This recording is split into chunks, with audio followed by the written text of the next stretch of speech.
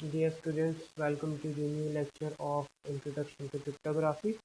In the last lecture, we have discussed about the public key cryptography, and we have done our first crypto system of public key, which is the RSA algorithm. And in this lecture, we are trying to solve a new algorithm of the public key cryptography, which is the Diffie-Hellman key exchange algorithm. तो ये हमारे पास second algorithm है public की cryptography का, और ये RSA की तरह ही है। कुछ आरएसए में प्रॉब्लम्स आ रही है पावर्स को सॉल्व करने के लिए, मॉड लेने के लिए, तो वो हम इसमें डिस्कस कर लेंगे। इसमें भी यही प्रॉब्लम्स आएंगी, तो हम जिस तरह मैं इसमें सॉल्व करूँगा वो यही टेक्निक आप आरएसए एल्गोरिथम में भी लगा सकते हैं। ठीक है, तो ये बिल्कुल सीक्वेंस में चल रहा है। ये 3 सीक्वेंस में एल्गोरिथम है, आरएसए है, डेफी-हेलमैन है और एल्गामा है। ठीक है, वो आपको नेक्स्ट अब सेकंड असाइनमेंट मिलेगा। तो अभी हम आज करेंगे डेफी-हेलमैन की exchange एल्गोरिथम। तो उसका थोड़ा सा इंट्रोडक्शन देख लेते हैं कि ये किस तरह एग्जिस्ट होता है, और इसका एक डायलेमा होता है जिसके थ्रू ये या ऐसी कंडीशन होती है जिसमें ये अप्लाई होता है। तो डेफी-हेलमैन की exchange algorithm solves the following dilemma. ठीक है, ये डायलेमा आपने ये जहन में रखना है। अगर कोई एग्जाम में ऐसी कंडीशन आएगी तो फिर ये की एक्सचेंज या एल्गोरिथम लगेगा। ठीक है, ये मेंशन नहीं होता कि आपने कौन सा लगाना है। तो ये इस तरह की अगर कोई कंडीशन बनेगी तो फिर आपको ये डेफी-हेलमैन लगाना पड़ेगा। Alice and Bob wants to share a secret key for use in a symmetric cipher, but their only means of communication is insecure. तो ये बॉब एंड एलिस कम्युनिकेट करना चाहते हैं बाय यूजिंग सिमेट्रिक साइफर, लेकिन उनकी जो communication वो insecure है, यानी बीच में कोई अटैकर मौजूद है या कोई एक ऐसा है जो इनकी कन्वर्सेशन को करेगा, ऐसा ये हैक करेगा। Every piece of information that they exchange is observed by their adversary Eve। सही है, तो जो तीसरा बंदा है जो उनकी कम्युनिकेशन को ऑब्जर्व करेगा उसका नाम ईव है।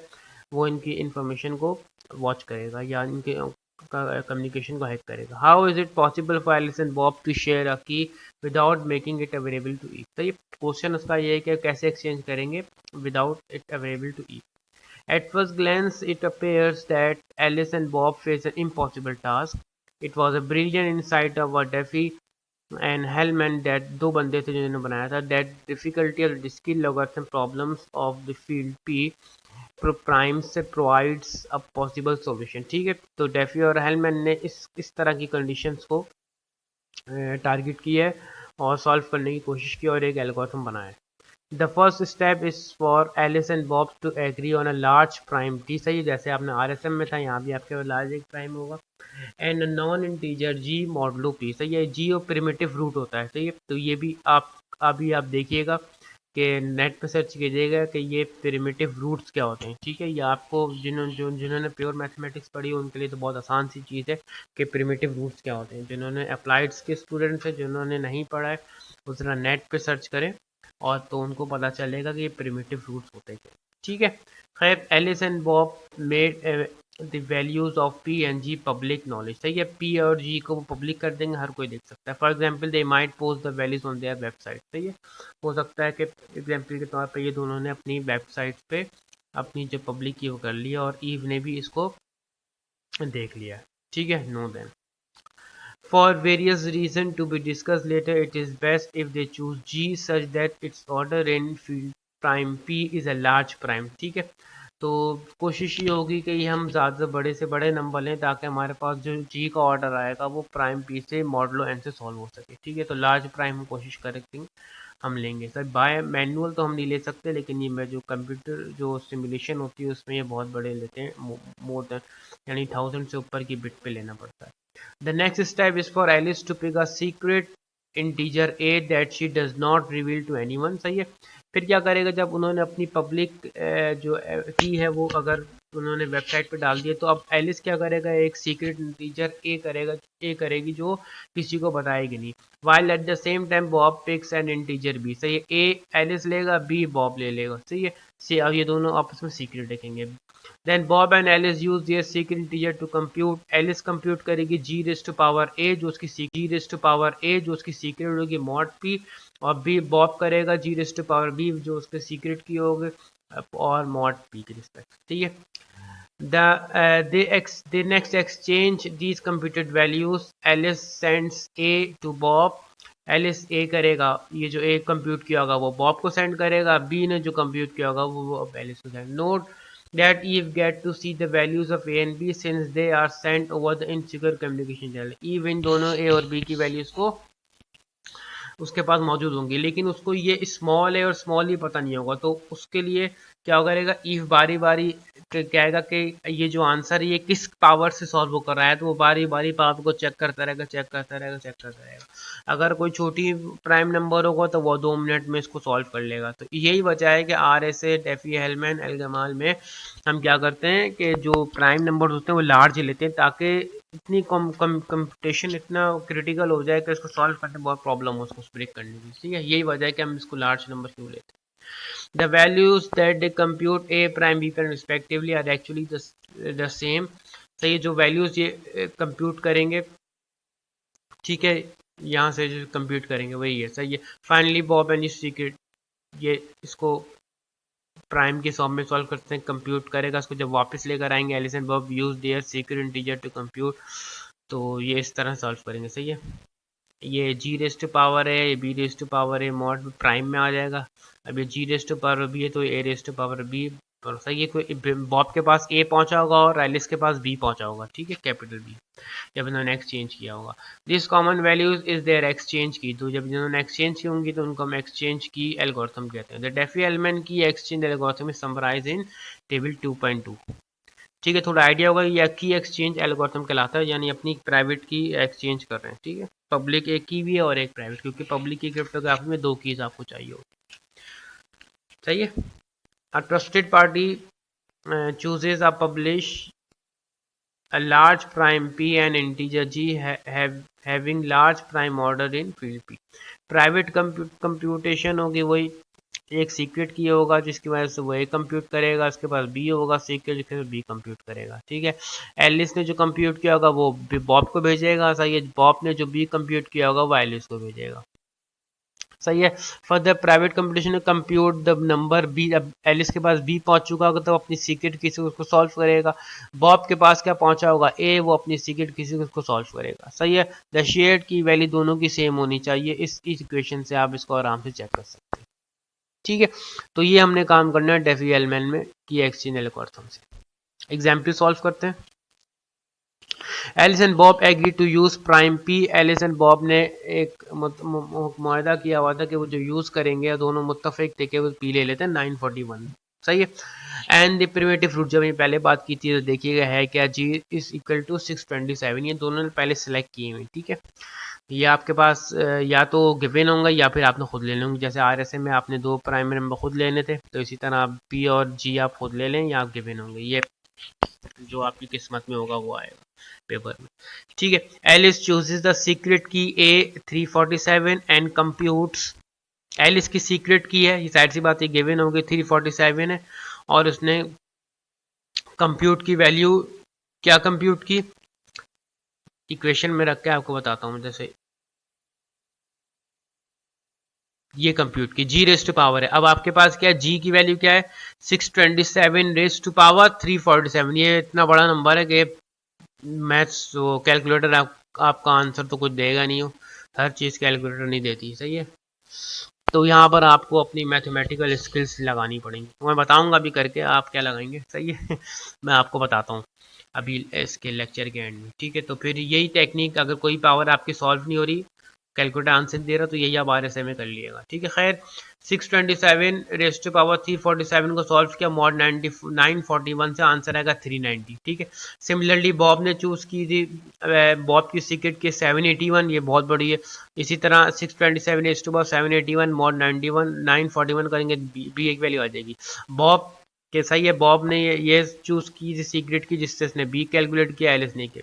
Alice send Bob the number 390. सही. एलिस अब ये बॉब को भेज देगा और बॉब एलिस को क्या भेजेगा 691 भेज देगा. Both of these transaction are done over insecure channel. ये दोनों नंबर ईफ के पास पहुंच चुके हैं. सही है. इनसिक्योर है. ए और B should be consider public knowledge. सही. पब्लिक इन लोगों ने कर दिया कि ये हम भेज रहे हैं. द नंबर 347 एंड 781 ये किसी को नहीं पता कि किससे भेजें. सही. Are not transmitted and remain secret. Then Alice and Bob are both able to compute the number. अब अब क्या करेगा, एलिस एंड बॉब दोनों नंबर से क्या करेंगे, कैलकुलेट कर सकते हैं आराम से। किस तरह कैलकुलेट करेंगे, इनकी जो शेयर्ड सीक्रेट की होगी वो इस इक्वेशन से सॉल्व की होगी, अभी हमने जो टेबल में लिखी थी, या इस वाली इक्वेशन से होगी, ठीक है। B raise to power A सही है, और A raise to congruence A raise to power B mod P सही है। तो इससे दोनों बराबर आएंगे, तो अब किसी एक को सॉल्व कर लेते हैं, तो ये दोनों एक्सचेंज सी होगी। ये A raise to power small B रख दें, या फिर B raise to power small ले मॉड 941, इसको आप सॉल्व कर लें।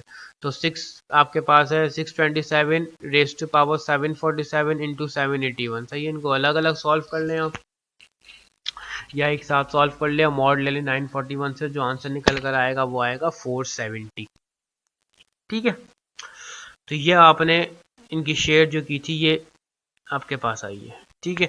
अब क्या करते हैं, सो 470 इज देयर शेयर्ड सीक्रेट सही है। इन लोगों ने जो सीक्रेट शेयर किया है वो कितना है, 470। Suppose that Eve sees this entire exchange. अब क्या करते हैं, सपोज कर लेते हैं कि ईव जो बैठा हुआ था, जो देख रही थी कि उसने सारी कम्युनिकेशन चेक कर ली, यानी ये सब देख रही थी क्या हो रहा है।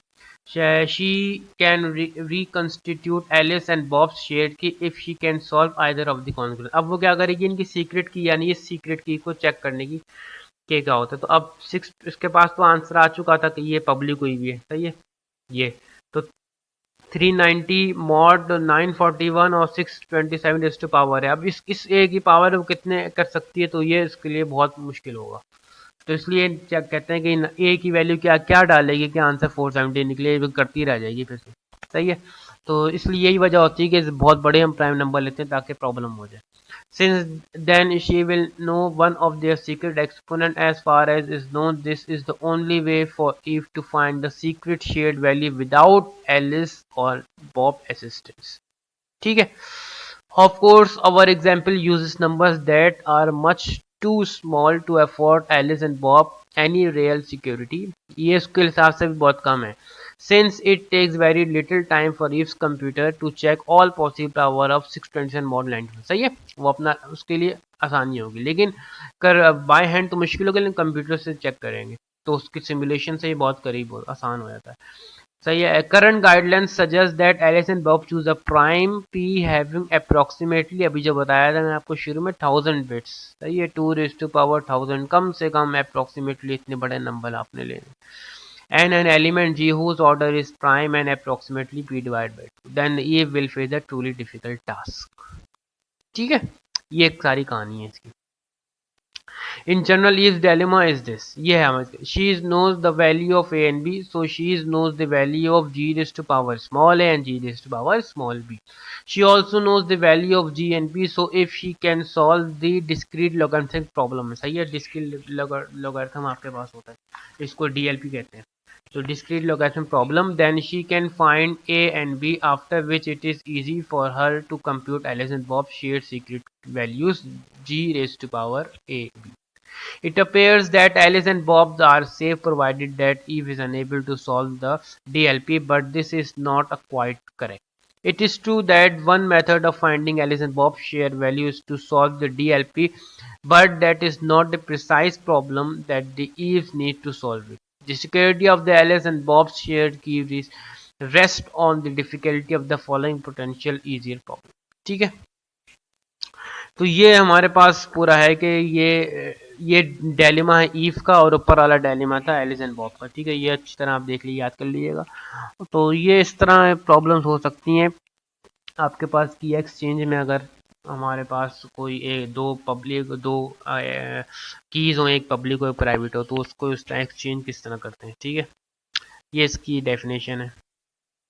Let be a prime number g an integer. The Diffie-Hellman problem DHP कहते हैं इसको, is the problem of computing the value of g a b mod p from the known values of g a raised to power mod g raised to power a mod p and g raised to power p b mod p.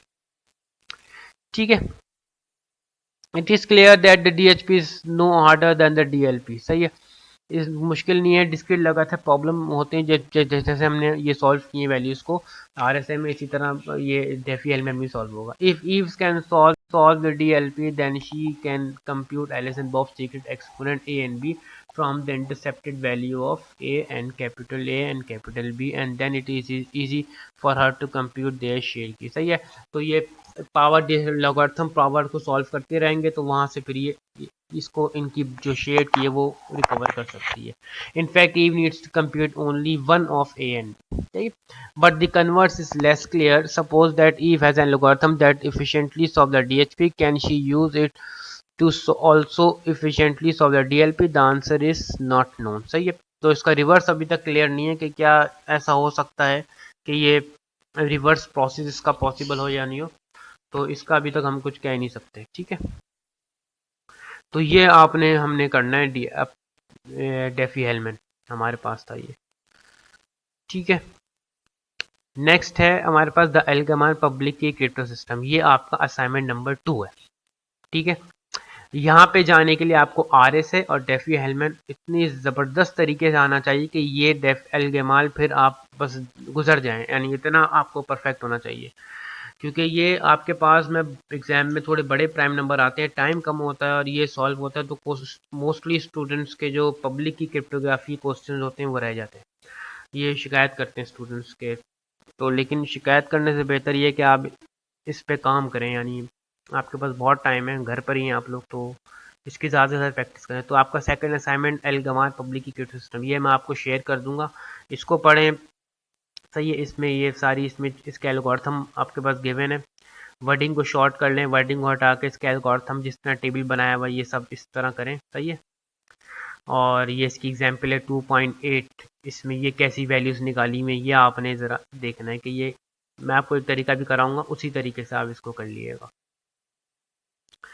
ठीक है. तो ये रस का बना हुआ है, ये सब चीज़ें इसमें गिवन है टेबल, तो और आसान हो गया. ठीक है. बस आपने कैलकुलेशन करनी है. ये एल्गेमान तो हमारे पब्लिक की के 3 हो जाएंगे. ठीक है. ये प्रोपोजिशन बस पढ़ लीजिएगा. ये हो सकता है आपके लिए उसमें सॉल्व करने में आसानी में मदद करे. ठीक है. तो ये यहाँ से इससे पहले सही है. कोलिजन एल्गोरिथम नहीं है हमारे पास, तो इससे पहले आपने एल्गेमान का सारा काम कर लेना है. ठीक है. तो ये आपका असाइनमेंट नंबर 2 हो जाएगा, एल्गेमान पब्लिक की क्रिप्टो सिस्टम. अब आ जाते हैं कि डेफी हेलमैन की जो पावर इसने कैसे सॉल्व की थी, मैं आपको दिखाता हूँ.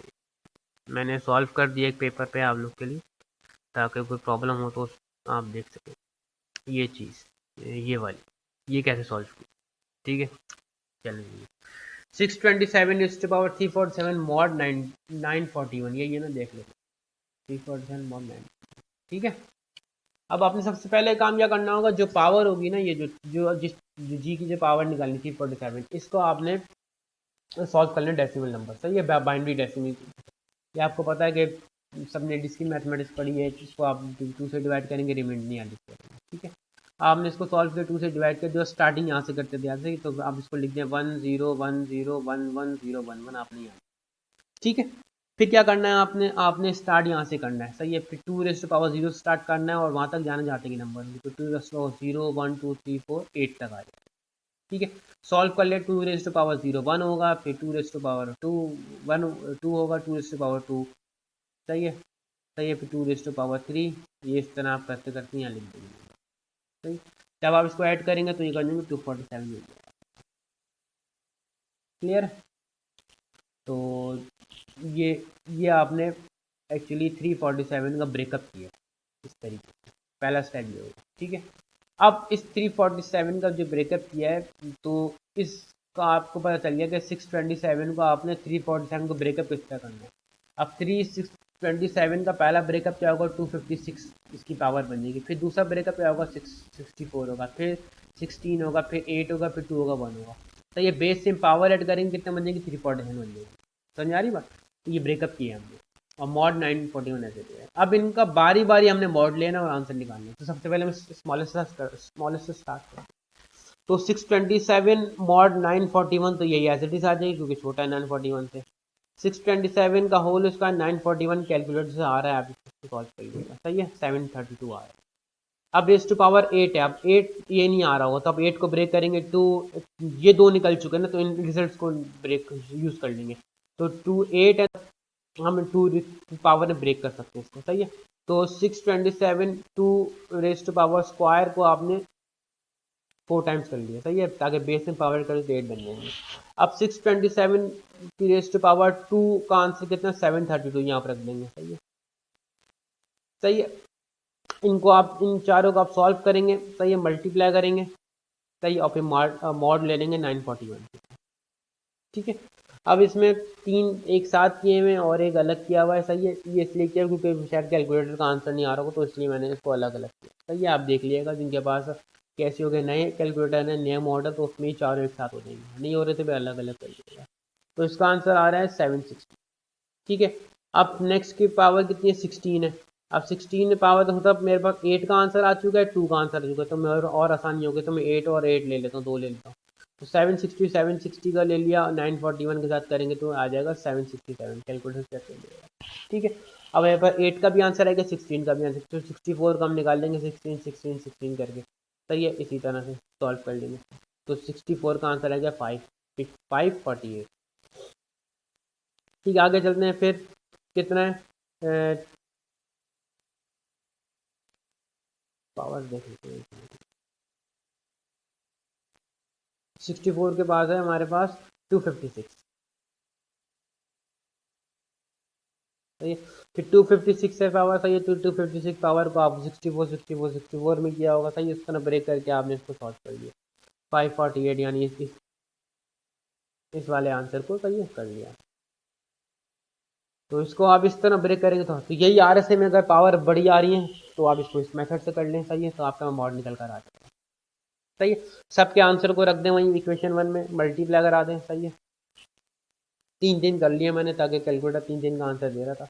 तो पहले इन 3 को 941 से करते हैं, 890 आएगा। फिर इन 3 को कर लेते हैं 941 से, तो 878 आएगा। फिर दोनों का मल्टीप्लाई करें 941 से तो 390। तो वहाँ पे जो लेक्चर में ऊपर जो PDF फाइल में जो 390 था वो इस तरह निकला है। तो ये आपने सारे करके दिखाने होंगे। दूसरा क्या था, इसी तरह 627 781 का आंसर निकाला है इसने, वही 781 को आपने पहले आपने इस तरह करा, ब्रेकअप किया इसका, ब्रेकअप करने के बाद वही सारा तरीके का आया, देखिए